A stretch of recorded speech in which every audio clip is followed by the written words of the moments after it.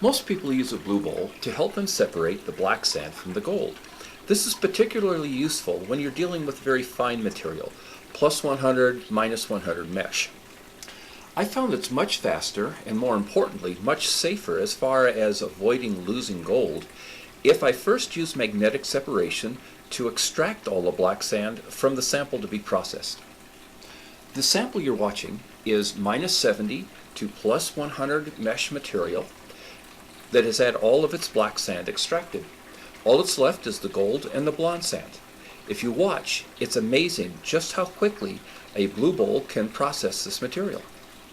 I started recording immediately after opening the valve. The flow rate was adjusted so that the outer edge of the water was 1 inch below the top of the blue bowl. You're watching this video in real time. It hasn't been sped up at all. Gold began appearing in less than 30 seconds after starting the flow, and by a minute and a half, complete separation had been achieved.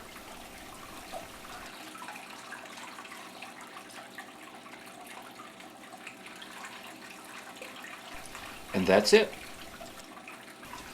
The separation was so quick that I was concerned I had the flow rate set too high and that some fine gold might be washing up and out of the blue bowl. So I used a turkey baster to gather all of the gold together in one spot where I could watch it, and then I set the flow rate to its maximum velocity. The top edge of the water was right at the top edge of the blue bowl. Any faster flow and it would have gone over the edge. And as you can see, even at this high flow rate, the gold is barely moving. It's like it's anchored to the bottom of the blue bowl.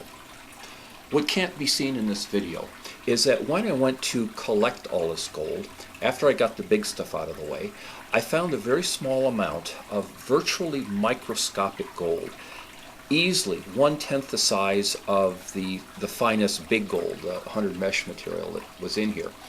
What that tells me is that if that super fine stuff wasn't getting washed out of the blue bowl, then even though it looks like the clean out was excessively fast, it is safe as far as not having to worry about losing gold.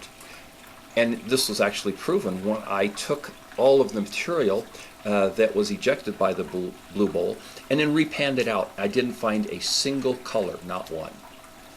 While magnetic separation does take a little bit of time, I found that overall this took about a quarter of the time of just dumping the material in the blue bowl and letting it do the work of separating the black sand from the gold.